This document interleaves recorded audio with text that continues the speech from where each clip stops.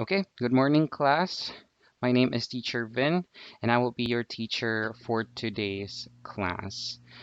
For today's discussion, we will be tackling about a new topic, which is titled Recognizing Positive and Negative Messages in a Text. But before we go to our lesson proper, let us first talk about our objective for today's discussion. First objective is by the end of our lesson, we should be able to define or know the meaning of what positive and negative messages are. Second is we would be able to differentiate positive messages and negative messages from each other. Third objective is uh, we would know what are the elements in conveying messages in a text. Fourth is knowing the importance of the messages conveyed in a text.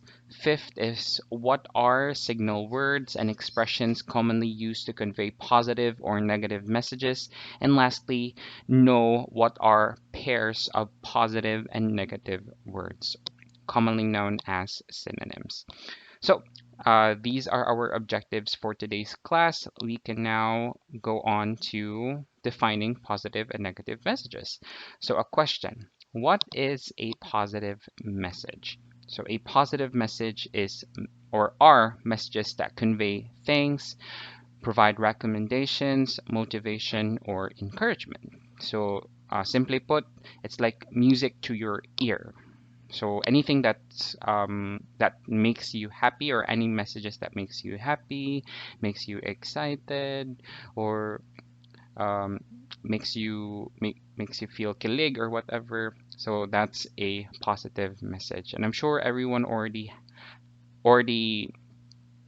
got a positive message from a friend, from a family member, from a colleague, or whatnot. So I'm sure everyone is already familiar of what positive messages are. Next is we have here are some examples of a positive message. First one is you can do this. Second is congratulations, and third is you are awesome. So these are just a few examples of what a positive message is. Second is what are negative messages? So negative messages are messages that convey negative or unpleasant information. So these messages tend to disappoint, upset, or even anger the receiver of the message. So for example, kung nag-away mo tapos nag-insultuhay na mo, so of course that would already provide, or that would already contain negative messages and whatnot. So here are just a few examples. First one is, for example, if you after graduation you went to an interview and then they messaged you and told you, unfortunately, you didn't pass the interview. Of course, that would make you upset. So therefore, that's automatically a negative message. Second is, of course, when you failed a test, that would also make you upset or sad. And lastly, when your boyfriend or your girlfriend will tell you you look unpleasant, that's just a social way of telling you that you are ugly. So, of course, that would make you upset or sad or even mad for some. But yeah, here are just a few examples of what a negative message look like. Now, since we already know the definition of what positive and negative message the definition of what positive and negative messages are, we can now proceed to the elements in conveying messages in a text. The first one is your choice of words. Choice of words. So, why is this an element? Because the message you are trying to deliver might differ depending on your choice of words. So sometimes you mean the same thing, but because you use the wrong words, sometimes that person might interpret your sentence or your speech uh, another way, sometimes negatively because of your choice of words. So let me just give you an example. For example, affordable and the words affordable and cheap. So when you say, for example, when I tell you your bag looks affordable, so it's somewhere between neutral and positive. positive. Now, when I tell you your bag looks cheap, so it sounded like I was insulting how your bag looks. So yeah, your choice of words would really matter, or would sometimes differ, or would sometimes change uh, the meaning of your message. Second element is we have the voice, which is uh, who the reader hear talking in your paper. So this applies to authors, for example, in stories or short stories, literary pieces. So this would tell you who the speaker of that specific dialogue is. Another and the most important one is the tone. So tone refers to the emotion or attitude that the writer embeds in writing. So this would tell you the emotion or the attitude of that specific character in a story, in a literary piece, or whatnot. Now, since we already know the elements of in conveying messages in a text, we can now proceed to our first exercise. I want you guys to tell me or write down your interpretation of this specific picture. So I'll give you 5 seconds to do that, and you can just write it anywhere. We'll discuss the answer right after. Okay, so I think that's enough.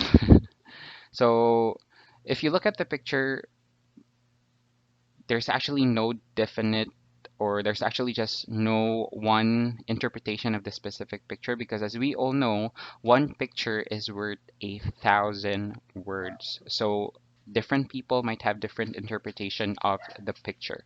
So without any context or without any text or whatsoever, it's really difficult for us to understand or it's really difficult for us to come up with one specific interpretation just by looking at this specific picture.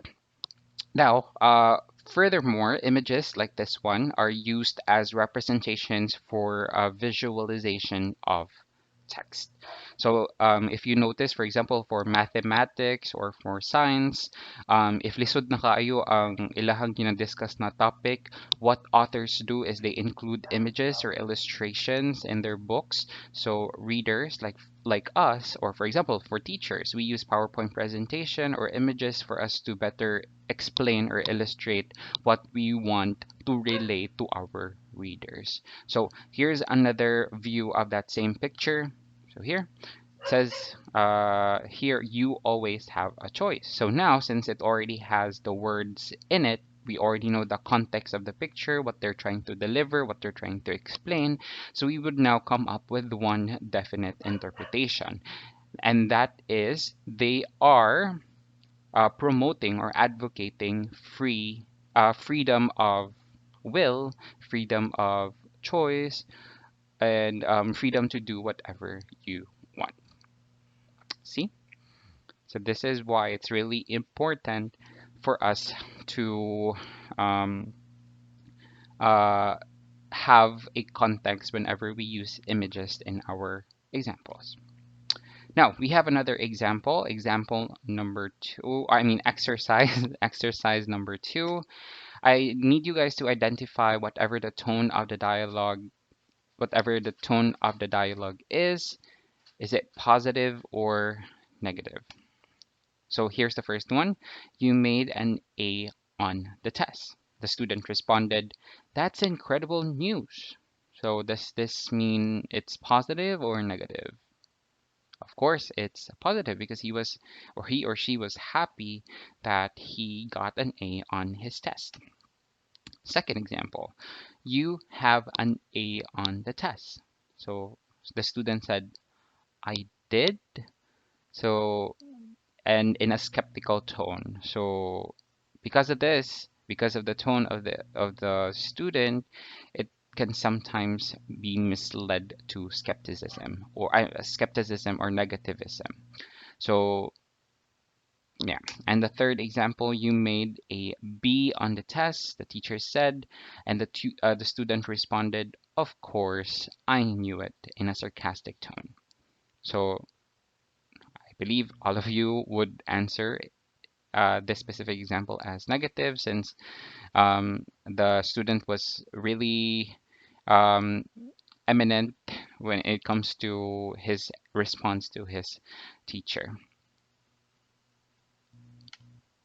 And last example is you made a pathetic C on the test. And this is already a given. This is automatically a negative statement since the teacher used an insulting word when he used pathetic in this specific sentence. So yeah, that's our exercises for that's exercises 1 and 2. Okay, so now since we already know the definition of what positive and negative messages, of what positive and negative message are in a text, we can now discuss what the importance or what are the importance of knowing the messages conveyed in a text. So the first one is for everyone or for anyone to be able to respond appropriately. So if you are able to determine if the message is a positive message or a negative message, then you would be able to respond appropriately. So for example, if someone tells you you look pretty or you're so smart. So even though they're using positive words, if you listen to how they say it, it's sarcastic, and of course it automatically equates to a negative message. So you'd be able to respond appropriately as well. So for example, as well in if for example a person gives you a real compliment like, I really like your shoes, I really like your dress, I really like your bag, you look so pretty today. So of course that's automatically a positive message, so you can respond appropriately and say thank you so much for that compliment. So that's the number one reason why we're discussing, or why it's important for us to know the messages conveyed in a text. And second is to understand the author or the speaker. So for example, in literary pieces, short stories, um, poems or whatnot, it is best for us to understand the messages that the author would like us to understand in his or her literary piece, so that we also feel what the author would like us to feel in his story or literary piece. So here are these are just a few of the importance of knowing the messages conveyed in the text. So next we can move on to what are signal words and expressions commonly used to convey a positive message. So there's actually a lot. So I just posted a couple, or just a few examples of the most commonly used words that are used positively in messages or in text. First one is benevolent, sympathetic, tolerant, generous, caring, well-meaning, candid, truthful, straightforward, honest, unreserved, celebratory, praising, glorify, honor, diplomatic, tactful, sensitive, thoughtful, formal, respectful, factual, joyful, positive, and optimistic. Next is what are signal words and expressions commonly used to convey negative message or messages. So first one is aggressive, hostile, forceful, argumentative, aggrieved, indignant, annoyed, offended, disgruntled, angry, enraged, threatening, menacing, apathetic, indifferent, unemotional, arrogant, disdainful, overbearing, condescending, vain, and scoffing.